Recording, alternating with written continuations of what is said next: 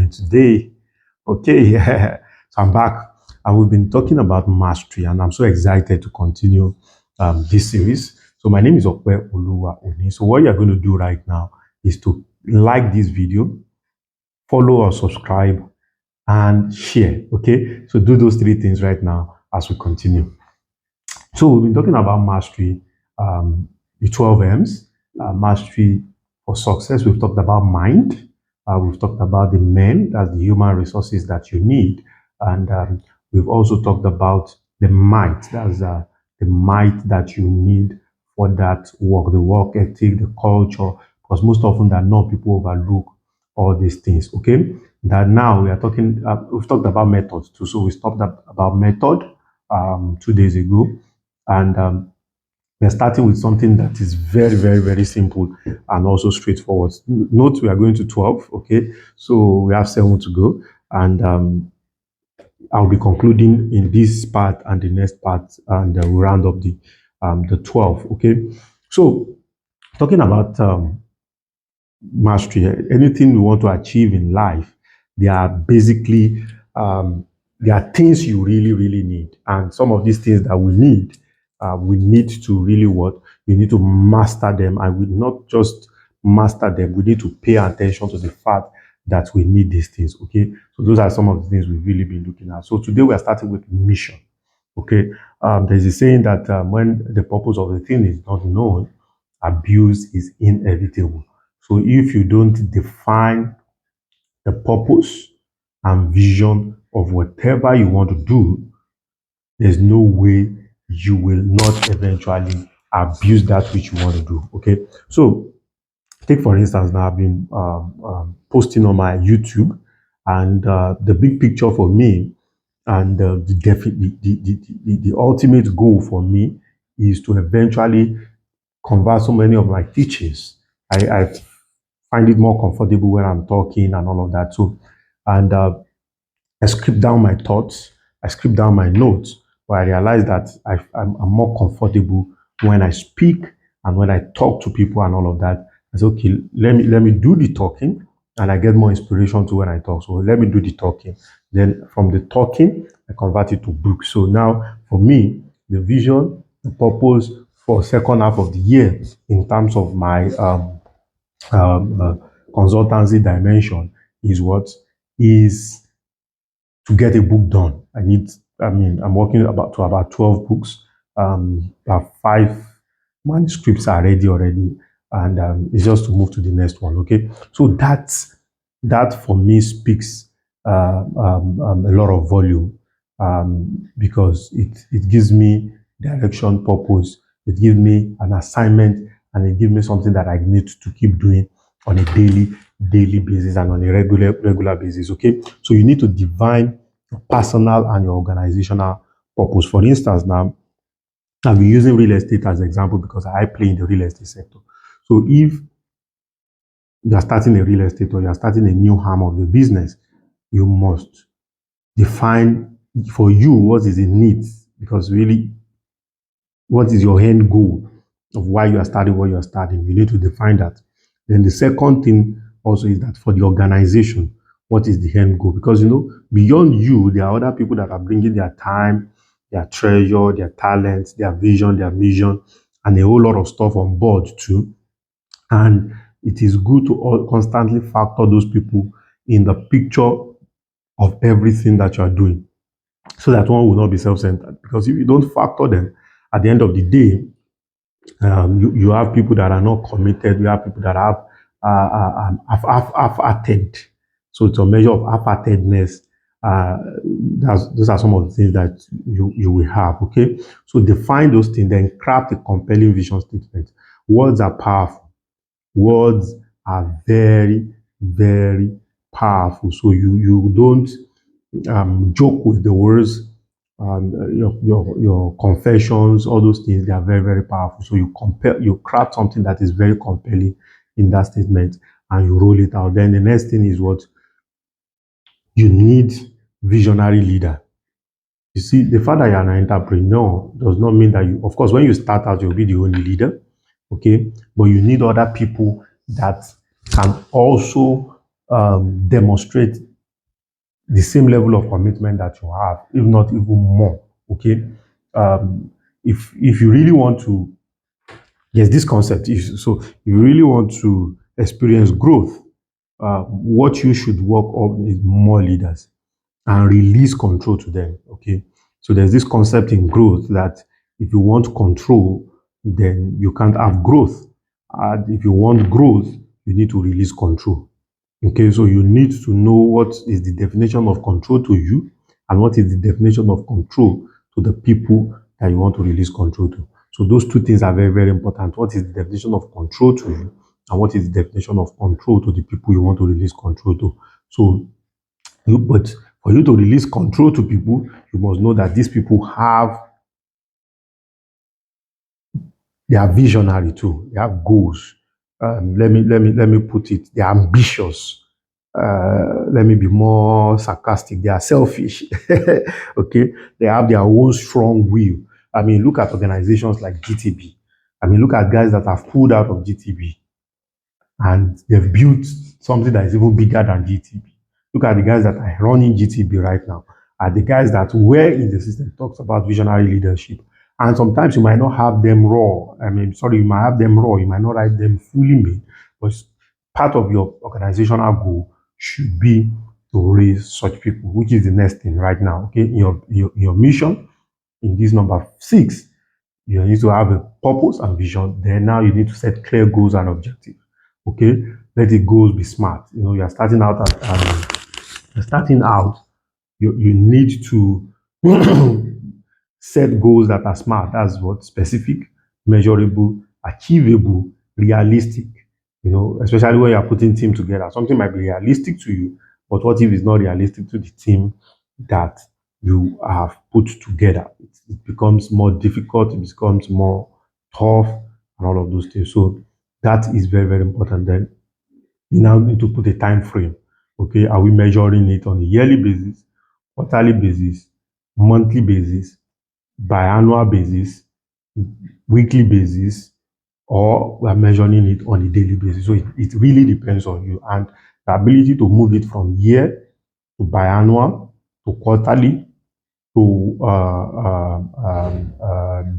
monthly, weekly, or even daily will help you a lot because the activities that you do on a regular basis is what accumulate to the result that you get at the end of the year. So aligning daily activities with long-term objective.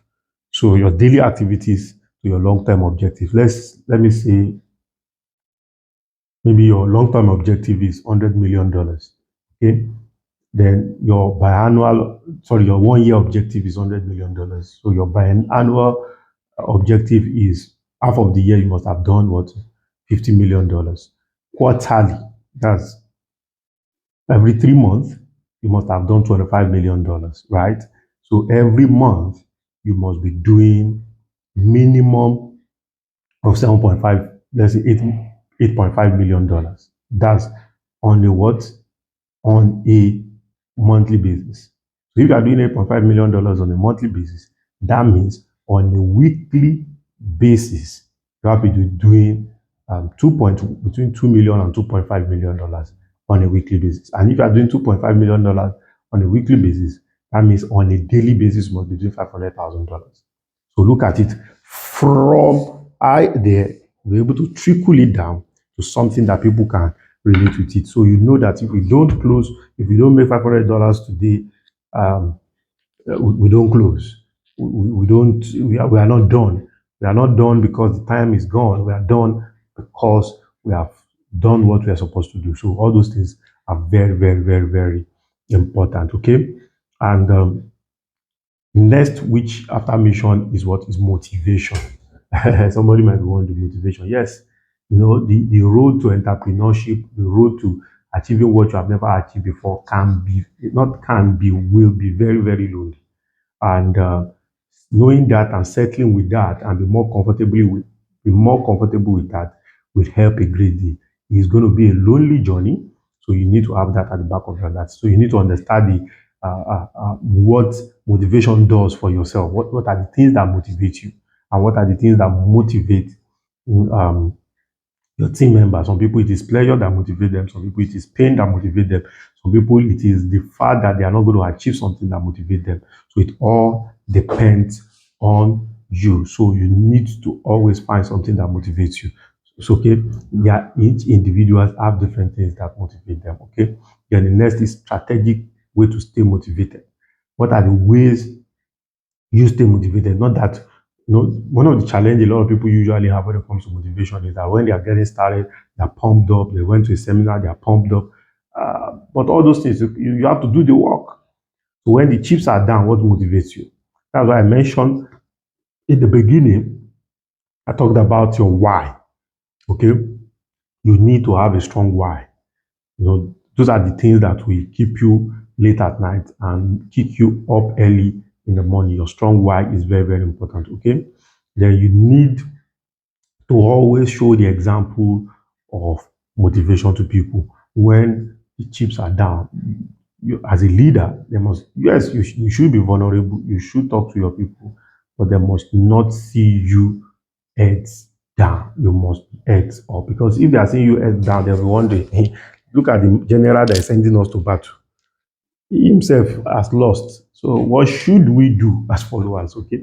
So those are some of the things that we really need to pay close attention to. Then number module 8 is mentorship. The 8M is mentorship. Mentorship. So this is one area that um, a lot of people, especially in this part of the world, we don't take serious. We see mentors as sponsors. We see mentors as people that you should collect money from, that you should tax, that you should do a whole lot of stuff with. But mentors are not that way. Mentors are the people that have gone the way. Mentors are the people that are seeing the way. Mentors are the people that are ready to take you along, right? These are people that have your interest at heart. A lot of mix-up has come up and all of those things, but I'm not here to go. I just want you to know who are the people you need. Because when the chips are down, you need somebody that can speak sense into your head. When you are misbehaving, you need somebody that can speak sense into your head. You need somebody that your own tomorrow. For instance, now if your goal is $100 million a year, you need somebody that $100 million is their own monthly revenue or weekly revenue, right? The other day Dangote was talking about that they are getting closer to having a group. I mean, Dangote Industry is getting closer to having a $30 million yearly revenue. And I was like, what? $30 million yearly revenue. I was like, wow, that's a lot. This is a company that starts from trading. Okay. So if you are doing, for somebody to be doing $30 million monthly revenue, that they are doing more than $500,000, yes, on a weekly basis in terms of revenue. More than half, I mean, yeah, no, half a billion dollars on a weekly basis. That's what it means. Half a billion dollars. That's $500 million revenue on a weekly basis. Imagine that kind of power. Imagine that kind of influence. Okay. So whatever you are doing, you need somebody like that. Okay. Probably your own goal, forever vision, or even total value of your company is just $1 million. Imagine that. Okay. So I mean, you understand the importance of mentorship. You understand the importance of you personally growing too. Okay. Take up roles, meet with industry leaders. Don't see everybody's not your competitors. People you need to learn from. Okay. And the mentorship too is in two ways. Okay. People, you learn from people above you, you learn from people on the same level with you, and you learn from people that are looking up to you. Okay. Find and build relationship with mentors. Mm. Because one of the things is that you need to have people that with one phone calls, problems can scatter. All your problem can resolve. All those people, you need them in your life. Okay. Stories of successful mentors and mentees that are around, will always motivate your own team members too. So that, how will I put it? They need to see you too as somebody they can look up to. Okay. Let me look at, there's this guy, there's this, story, political story in Nigeria. Okay. Look at somebody like Amechi. Amechi was two-time governor of Rivers State. He was the personal assistant or PA to Odili, which was also the former governor. Okay, look at that. Look at that relationship, right? All those things are very, very important when you are going up. So people were looking up to them. At the time Odili was governor, the current um, minister for FCT, who also was two-time governor of Rivers State, was just a local government chairman. Imagine. So they were looking up to him. Okay. And look at the current governor right now. He was just accountant general or account clerk, somebody that's just low ranking officer at the civil service when some of these guys were governor. But they were looking up to each other and they keep what? Drawing each other up. Okay. So mentorship is very, very, very important. And there's always a way you manage your mentors. Look at all the successful protege and mentorship. So in fact, there's a level your mentorship level will go into that it becomes friendship. And it's not even mentorship again, it's not friendship. Okay. So all these things really, really need to look at them. Okay. Thank you very much for listening. Don't forget to like, share, and subscribe. So the last episode will be the next one you'll be seeing, and there we'll be talking about the number 9, the number 10, the number 11, and the number 12. Okay. See you. Bye.